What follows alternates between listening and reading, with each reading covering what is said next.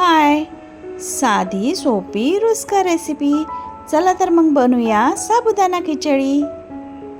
आधी खमंग असे शेंगदाणे भाजून घ्यायचे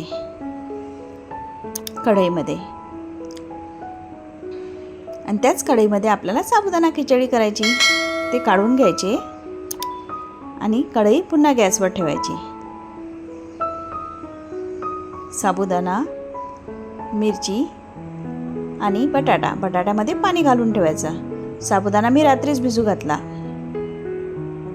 आता मिक्सरला शेंगदाणे बारीक करायचे. बारीक करताना 2-3 हिरव्या मिरच्या टाकायच्या.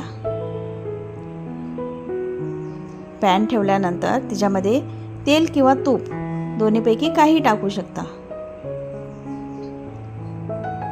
मी तेल घेतला. तेलामध्ये बटाटे टाकायचे जे आपण कापून ठेवलेले होते.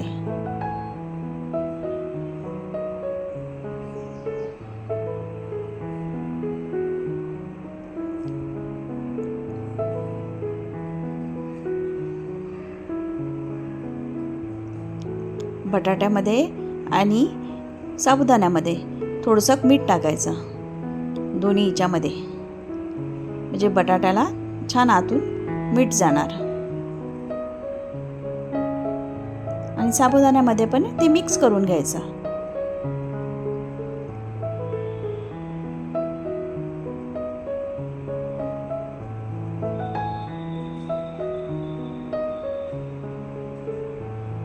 आता मिरची टाकायची.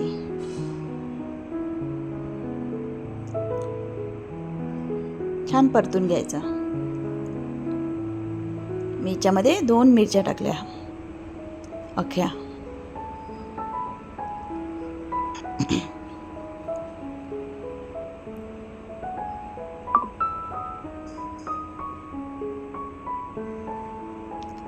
आता बटाटा शिजला की नाही बघून घ्यायचा.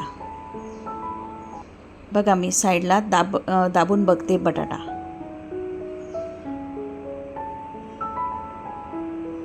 आपला बटाटा झाला. आता याच्यामध्ये साबुदाणा टाकायचा. बघा, साबुदाणा छान भिजलेला आहे.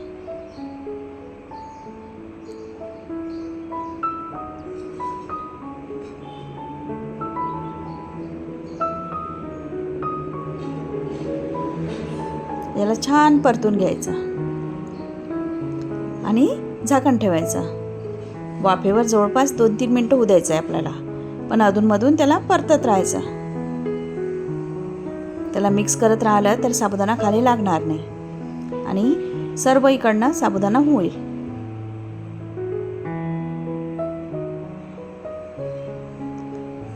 आपण पहिले शेंगदाणा कूट टाकणार नाही आहे. साबुदाणा चांगला होऊ द्यायचा, नाहीतर मग शेंगदाणा कूट आधी टाकला तर साबुदाणा चिकटतो आणि खाली लागतो.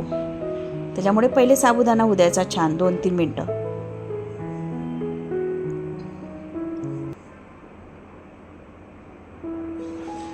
बघा, आता शेंगदाणा कूट टाकायचा.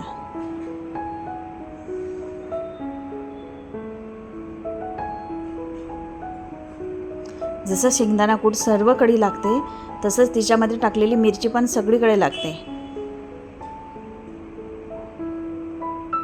त्याला एकजीव करून घ्यायचं छान मस्त.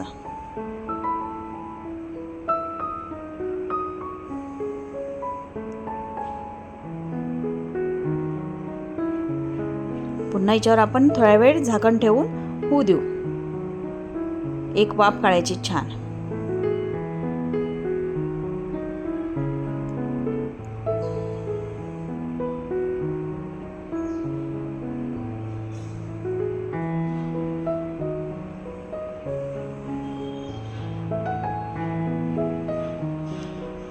झाला की हो आपला साबुदाणा तयार, म्हणजे साबुदाण्याची खिचडी. आमच्या भाषेत त्याला आम्ही उसळ म्हणतो. बघा कशी झाली, याच खायला. तर कोणी सबस्क्राईब केलं नसेल तर प्लीज सबस्क्राईब करा, शेअर करा, लाईक करा, कमेंट करा. माझी रेसिपी आवडली असेल तर.